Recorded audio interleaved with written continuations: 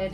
Welcome back to the channel. So today's going to be a little bit of a different video than normal. It's not necessarily a how-to, but I get asked quite often what kind of diet I follow when I don't follow a diet, and just kind of how to get started in this homesteading, healthy eating, cooking from scratch lifestyle. And so I thought today what I would do is share with you my top 10 foods that I have replaced with a healthier version. So when I first started this, there were a few things that I had read right off the get-go that I needed to get out of my kitchen. And if you were to come to me and ask me, where do I even start?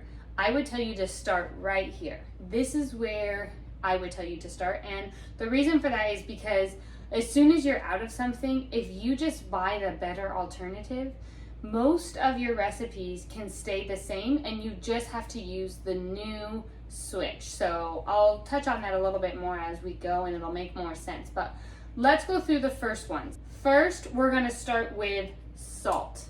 Now, there are so many things out there to say you should not have a lot of salt and all these different things. Salt is not necessarily the bad guy, but what kind of salt you buy is. So I used to not even think about it. I bought the cheap stuff from the store, the iodized salt, and it was just table salt, and I used it for everything. Then I learned the differences between how the minerals and nutrients are stripped from it, and so now I buy Redmond real salt, and that's what I use in all of my baking. That's what I use in all of my cooking. That's the only salt here. And so that would be number one. Switch out your salt. Once you're out of salt, get real sea salt. Get the real stuff, because that's where your minerals and your nutrients lie when you're putting salt into your food. Salt's number one. I buy it in a 25-pound bag on Redmond's Real Salt website, and then I just put it in this little jar here. I have it in a big bucket, and then I put enough in a jar that I just keep in my cabinet in my kitchen that I can pull from as I'm baking. When this jar is empty, I refill it. The next thing, number two, would be maple syrup. Get rid of the fake maple syrup that's not even maple syrup from the store and switch it for 100% real syrup. This is a Sweet Family Tamarack Farms in New Hampshire that I've met through Instagram that I always just buy in bulk, her syrup. It's delicious. It's so good. And I just buy it from them. Anywhere you go, though, you can find 100% pure maple syrup. You just got to look for it. It is a little bit more expensive, but so much better for your health. Okay, number three, coffee creamers. Get rid of the coffee creamers. There's so much bad things in coffee creamers, and I was a coffee creamer addict. Now I just drink my coffee with a splash of raw milk. But to get off of the really sweet coffee creamers, what I had to do was I did a splash of raw milk or whole milk if you just have regular milk, and I did pure maple syrup. It helped me to wean off of the creamer, and then as I got used to that, I reduced the amount of maple syrup that I put into my coffee until I no longer even wanted sweetness in my coffee at all, and I just do a splash of milk or raw cream, either one if I have it. Heavy cream is really, really good in coffee as well. So those are the first three. Number four, real butter. Now this is just made from some raw cream that I got from some milk that I bought, raw milk. So you can use butter from the store, but get rid of the Crisco and the margarine and any of those fake synthetic butters or fats like that, and get real butter into your diet. Store-bought butter is fine. You just want full fat butter. You want the real deal. That is going to be so much healthier for you. So instead of reaching for the margarine to do your baking with, get real butter. Your body will thank you for that. Number five, I'm over here in my canning pantry. You are going to want to get rid of any kind of vegetable oil, canola oil. Replace it with avocado oil or olive oil or coconut oil. Avocado oil is my favorite. I buy it in this big old jug on Azure Standard, which I'll link in the description. It's the best price I found. I do everything with this oil. I love avocado oil better than olive oil because you can't tell the difference in taste. So it has a higher heat point, so if you wanted to fry things, you could, and it's not going to change the taste of your food. And also, I like it because I use it in baking, and you can't tell any kind of a difference with it. So much better oil for you.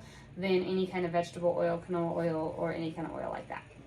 Number 6. Now this one's a little bit trickier. I do highly believe in it, and that's why it's on this list, but it's not as easy of a switch, I would have to say, because there's more involved in it than the other things.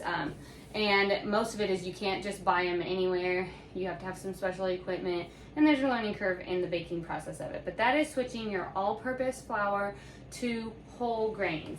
And it's going to do you well to do that. And when I'm talking whole grains, I'm talking grains straight that are not milled yet. And a dear friend of mine, Andrea at Dearmark23, and put together a whole grains course, and I will link that in the description. But this course is designed to teach you what whole grains are, how they benefit your health, and then also how to make bread with them, gluten-free and regular. But if I can urge anything, I would say to, if you can make the switch. I know that there's a grain mill that gets involved in that. You can't just buy these whole grains anywhere. I buy them on Azure Standard in bulk. But your health will thank you so much by switching from all-purpose flour to whole grains. And we go into detail on that in the course, but there is some major health benefits to what's been done to our flour, the all-purpose flour, compared to when you keep the wheat whole and intact and then mill it when you're ready to use it. It is a very nutrient-dense food. And so if you are at that place in your life where you're willing to do something like that, that would be something I would switch 100% in your pantry if you can. Okay, let's talk about number 7 here. And that is switching from canned vegetables, canned fruit in syrup to the real deal. And this one is pretty easy. You can probably figure this one out. Most people do know that it's probably a better choice to be able to get it fresh off of the vine. But it is something, if you are going to buy fruit in cans or anything like that, I would just look at them, make sure that they're maybe in juice instead of in a sugar syrup or anything like that. But if possible, I would highly recommend switching from those kinds of things and doing the fresh stuff. It just is going to be so much better. You're going to get such a nutrient dense. The other thing is, you know, when you eat an apple, keep the skin on. There's so much nutrients, vitamins, minerals, and that kind of stuff in the skin that you don't get that when it's something in juice or whatever, because they usually peel that stuff off. So just being mindful of that, doing lots of fresh fruits, lots of fresh vegetables, those are going to be a better option for you than anything that's been processed. Number 8. Now this one is something that there's still a lot of studies out on it, and I feel very strongly about it, but not everybody does, and that's okay. But the refined white sugar from the store is really not good for you, and it's in everything. I mean, if you look at the backs of anything, look at spices, all that kind of stuff, it's in everything. That's something that I have really stayed away from. Now, I don't believe that sugar is necessarily bad for you in moderation. So if you are somebody who wants that sweets or something like that, I don't think it's wrong to have a sweet with real sugar, not using honey or coconut sugar or something different, using real sugar. However, there is some new studies that have came out that evaporated cane juice crystals that are raw is way better for you. So basically what they've done is they have taken the juice from the cane sugar plant and evaporated that and then crystallized it and stopped at that point. It's a very tan color, large crystals, and it's the most least processed sugar out there, and I would highly recommend switching to that. I buy this on Azure Standard in a 25-pound bag. You will find that it's a lot more, carries a lot more sweetness, and so when you're baking something, if it calls for a cup of sugar, you may not need that whole cup of sugar. It has a lot, it's a very powerful, good, sweet taste. But every baking dish, everything I use, I have switched to just this. I don't buy white refined sugar anymore. And I believe, in my opinion, it is much healthier for you. It is least processed and handled. And for me, when people ask me what kind of diet, I'm not really on a diet. I just look for ingredients in their rawest form, and then I make my dishes out of that. When you have ingredients that are good and wholesome and healthy and in their rawest form, you can literally make any dish, and it's going to be a better product than the stuff that is not wholesome and good and whole foods. So, evaporated cane juice sugar in its raw form is, I believe, a better option than a refined white sugar if you're going to make some kind of pastry or sweet. Okay, raw honey. That is going to be the next one. You can get processed honey at the store, but I highly encourage you to switch to raw honey. Just like the sugar, if you can get something in its rawest form, your health is going to thank you.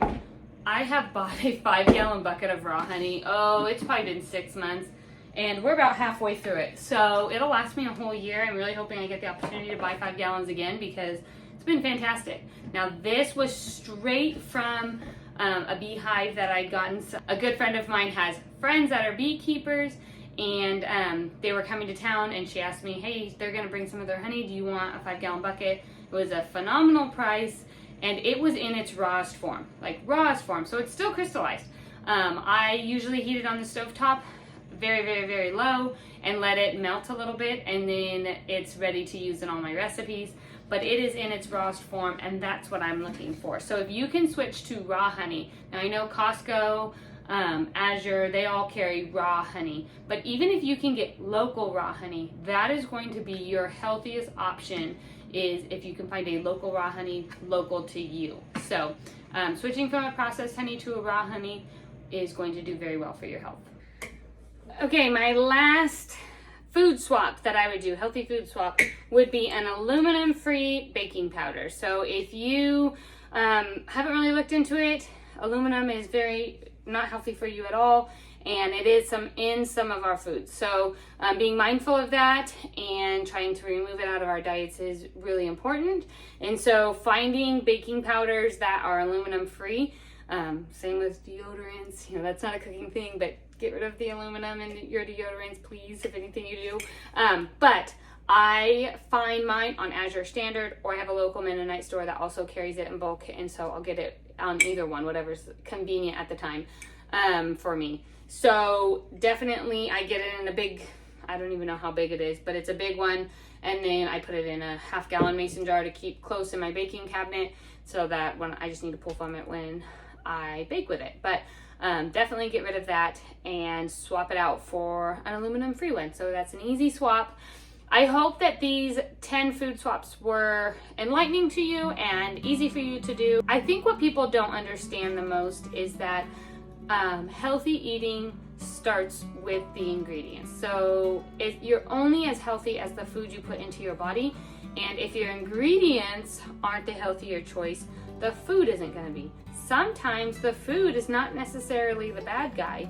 It's what ingredients you're using to make the food. So if you switch out the oils, if you switch out the butter, if you do it with a whole grain instead of an all-purpose flour, or maybe the honey or the sugar or whatever it is, those are going to be better for you than the exact same food used with a refined sugar and an all-purpose flour.